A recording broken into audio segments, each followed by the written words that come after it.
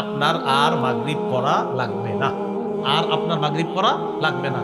যদিও আবার প্লেনে মাগরিবের সময় হয়েছে, তখন আর পড়তে হবে না, কারণ আপনি মাগরিবের ফরজ একবার আদায় করে ফেলেছেন।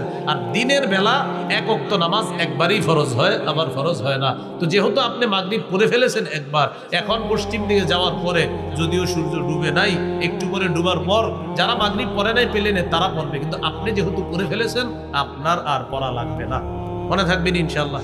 ওই আপনার আব্বা আম্মা যখন উমরায় হজে যাবে না, এগুলো একটু বলে দিবেন, না হুজুর করে জ্বালায় মেরালা পেলেন বলে দিবেন যে এটা হলো মাসালা। বিশেষ করে মাগরিবের সময় ফ্লাইট ছাড়লে একদম হুজুর করে, হুজুর মাগরিব কি আবার পড়তে হইব, আবার পড়তে হইব, এই বিষয়টা বারবার জিজ্ঞাসা করেন।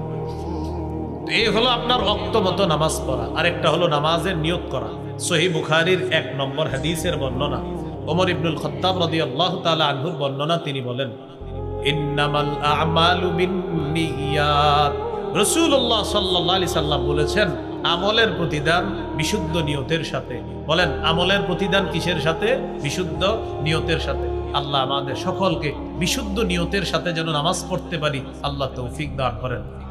মনে আসেনি নামাজ কায়েম দ্বারা কয় উদ্দেশ্য? কয়টা? 5টা। 1 নাম্বার নামাজের পূর্বের শর্তগুলোর প্রতি গুরুত্ব দেওয়া। 2 নাম্বার আল মুহাফাজাতু আলা রুকুই ওয়াস সুজুদ, রুকু সিজদা ধীরস্থির ভাবে করা, যত্নবান হওয়া। সহিহ বুখারীর 757 নম্বর হাদিস, এক সাহাবী মসজিদে আয়েশা নামাজ পড়ছে, পড়ার পর ফাসাল্লামা আলা রাসূলিল্লাহি সাল্লাল্লাহু আলাইহি ওয়াসাল্লাম, আল্লাহ নবীকে সালাম দিয়েছেন। ফারাদ্দা আলাইহি, আল্লাহ নবী সালামের জবাব দিলেন। জবাব দেওয়ার পর নবীজি তাকে বললেন ইরজি ফাসাল্লি ফাইন্নাকা লাম তুসাল্লি, তুমি যাও আবার নামাজ পড়ো, তুমি নামাজ পড়ো নাই। যাও আবার নামাজ পড়ো, তুমি নামাজ পড়ো নাই।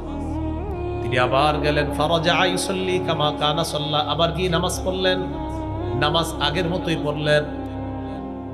নামাজ পড়ার পর আবার আল্লাহ রাসূলকে সালাম দিলেন। নবী সালামের জবাব দিয়ে বললেন তুমি আবার যাও আবার নামাজ পড়ো, কেননা তুমি নামাজ পড়ো নাই।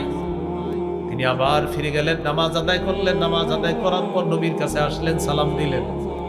নবীজি তার সালামের জবাব নিয়ে বললেন তুমি আবার যাও নামাজ পড়ো, কেননা তুমি নামাজ পড়ো নাই।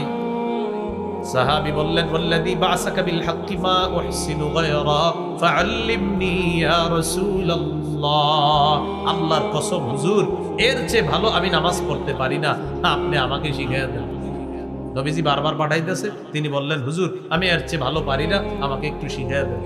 তো নবীজি বললেন ইযা কুমতা ইলাস সালাহ ফাকাব্বির, যখন নামাজের ইচ্ছা করবা আল্লাহু আকবার বলে তাকবীর বাঁধবা, সারা পড়বা, আলহামদুলিল্লাহ পড়বা, যে সূরাটা সহজ এটা পড়বা।